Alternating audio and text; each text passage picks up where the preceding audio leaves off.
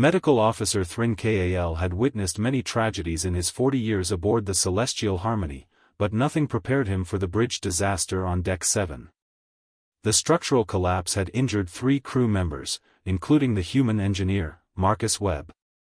When they pulled Webb from the wreckage, Thrin Kal's medical scanner displayed readings that made his blood run cold. The human spinal column, the central nervous highway controlling his entire lower body, was fractured in 3 places. "He's paralyzed," Thrin Kal announced grimly to Captain Vexlar.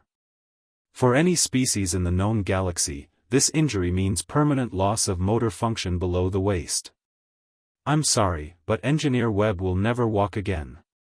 Webb, strapped to the medical gurney and pumped full of pain suppressors, managed a weak smile. "Doc, you don't know humans very well, do you?"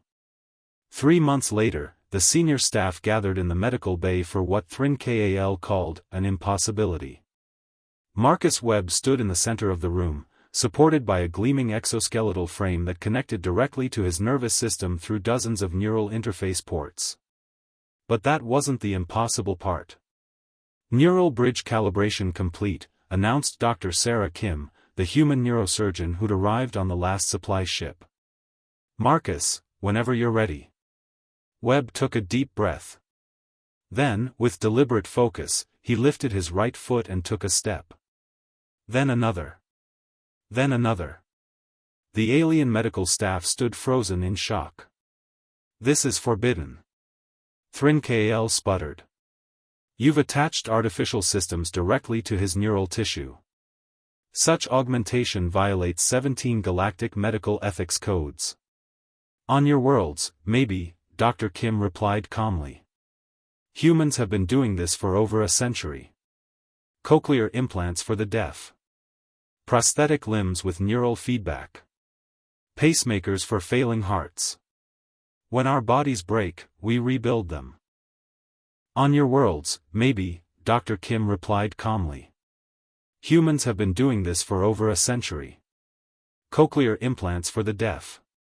Prosthetic limbs with neural feedback. Pacemakers for failing hearts. When our bodies break, we rebuild them." Webb continued walking, his gait becoming steadier with each step.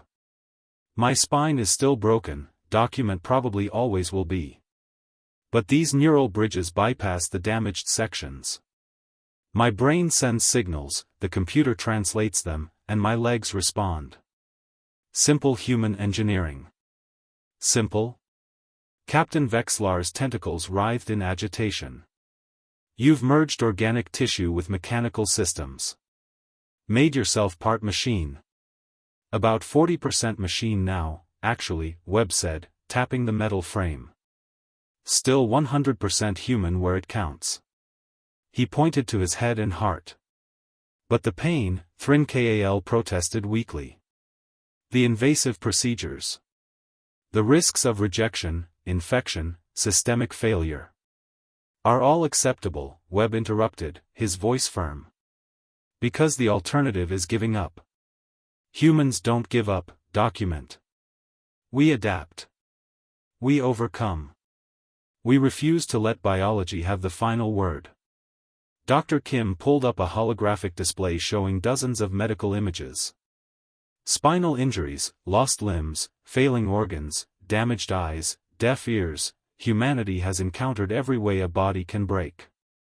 And for each one, we've found a way to fix it, replace it, or work around it. She gestured to Webb. 3 months ago, every species in the galaxy would have written him off. Declared him disabled, unable to serve, his career over. But humans see disability as a temporary problem waiting for an engineering solution. Webb walked over to Thrin Kal, moving almost naturally now. "I appreciate your concern, document really. But you need to understand something about my species. We climbed out of caves with nothing but rocks and attitude. We conquered diseases that killed billions. We looked at the stars and said, we're going there." He stood tall, the servos in his exoskeleton humming softly. "A broken spine? That's just another problem to solve. And humans are very, very good at solving problems. Thrin Kal stared at the human who shouldn't be standing, who defied every medical principle he'd been taught. In that moment, he understood why the galaxy feared humanity. They were a species that simply refused to accept limitations. "Permission to return to duty, Captain?" Webb asked with a grin. Captain Vexlar, tentacles still trembling, could only nod. As Webb walked out of the medical bay, walked on legs that should have been useless. Thrin Kal updated the human medical file with a new entry. Species displays disturbing tendency to treat permanent injuries as temporary inconveniences. Recommend never telling a human something is impossible.